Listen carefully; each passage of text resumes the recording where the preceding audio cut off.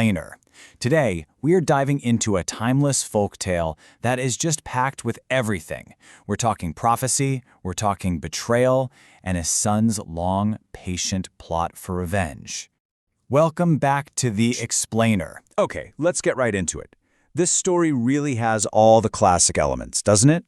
You've got a dark prediction, a discovery that changes everything, and a deep friendship that gets completely shattered by the temptation of incredible wealth. It's a fantastic folktale about how one man's greed kicks off a story of revenge that spans decades. All right, so let's set the scene. Our story starts in the bustling city of Istanbul during the rule of the widely respected Sultan Murad. Now, his most trusted advisor, the Grand Vizier, was a man named Ibrahim Pasha. And for all his political power, Pasha was looking for a completely different kind of knowledge. And here are our two main players, whose lives are about to collide. On one side, you have Khwaja Yusuf. He's a gifted mystic, lives a simple life, and has absolutely no interest in money or power. And on the other side, the very ambitious Ibrahim Pasha. When he hears about Yusuf's abilities, he sees an opportunity. He tracks him down, totally determined to learn his secrets. Despite being total opposites, a really unlikely friendship starts to form. Pasha becomes Yusuf's student, and before long, the two are inseparable. The vizier spends all his time learning the mystic arts, and for a while, it really seemed like their bond was rock solid. So Pasha gets pretty good at this whole foresight thing. So good, in fact, that he decides to take a peek into the future of his dear friend and mentor. But the vision he gets, well, it's not about good fortune. It's about mortal danger. And this isn't some vague warning, be careful next Tuesday. No, Pasha's vision is alarmingly specific. He sees that for exactly 40 days, his friend Khwaja Yusuf is in grave danger. He warns him in no uncertain terms. Stay home, do not leave for any reason until all 40 days are up. Yusuf absolutely takes this to heart. He shuts himself away, patiently waiting for the threat to pass. But on the morning of that 40th day, he thinks he's in the clear. He makes a fatal mistake.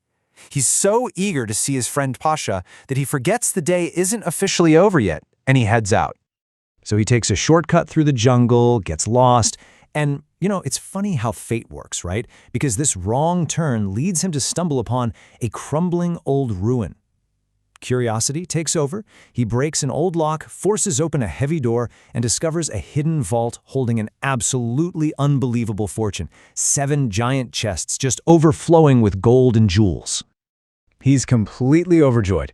And what's so telling about Yusuf's character is that his first thought isn't, wow, I'm rich. Nope. His first thought is, I have to tell Pasha. We can present this amazing gift to our sultan. So he races to the palace, just buzzing with excitement.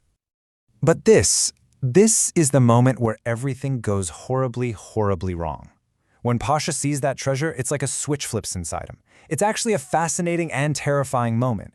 The sheer amount of wealth is so powerful, so intoxicating, that it completely erases years of friendship in an instant.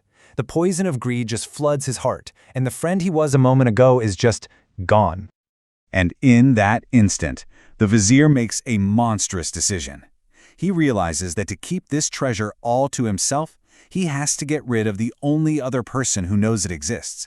The prophecy came true, but the real danger wasn't some random act of fate. It was his closest friend. So Pasha does the unthinkable. He murders Khwaja Yusuf right there, buries the body, and hides the treasure. Then he goes to Yusuf's pregnant wife and tells her this lie about her husband going on a long journey, leaving one final chilling instruction. Name your son Ali. Okay, fast forward a number of years. The boy, Ali, grows up to be exceptionally brilliant. And one day, he finds an old book that belonged to his grandfather. This book, the Ilm al-Nujum, is basically a key to seeing the past, present, and future. And as Ali pores over its pages, the horrifying truth of what happened to his father is revealed to him. Now, this is what's so brilliant about Ali. Armed with this earth-shattering knowledge, he doesn't just fly off the handle and seek immediate revenge. No, his response is cold and strategic. He starts small, first making sure his family is taken care of. He uses his knowledge to confront corrupt local merchants, a weaver, a butcher, a goldsmith, and essentially blackmails them with their own dark secrets to provide for his family. This isn't just about survival, though. He's sharpening his skills for a much, much bigger target. Years later, the perfect opportunity presents itself. Over in the Sultan's court, a really strange crisis is unfolding. Sultan Murad had a very disturbing dream, but when he woke up, he couldn't remember what it was. And now he's demanding that his advisors tell him both the dream and what it means. And yeah, the Sultan is not messing around. He gives them this terrifying ultimatum, and total panic just sweeps through the court. Of course, no one can answer. And it's then that a desperate Ibrahim Pasha, facing his own execution, has a sudden memory of the brilliant son of the mystic he murdered all those years ago. So Pasha sends for Ali, but Ali sees his moment. He agrees to help, but on one absolutely stunning condition. He demands to be carried to the palace on the back of the Grand Vizier himself. It's a shocking, public act of humiliation, and Pasha, cornered and desperate, has no choice but to agree. So you have to just picture this scene. Ali arrives at the royal court, carried like a king on the back of his father's murderer. He is now face to face with the Sultan, totally ready to spring the final devastating trap he's been planning for years. And this is where Ali just masterfully shows his power. Pasha takes a wild, desperate guess at the dream and, of course, fails miserably. But Ali, using the knowledge from his book, calmly recounts the dream perfectly. A bird gave the Sultan 7 grapes, but a snake stole them. The Sultan is floored. Ali is exactly right. And now for the final reveal. Ali doesn't just state the dream, he interprets it, turning this strange vision into a direct, public accusation.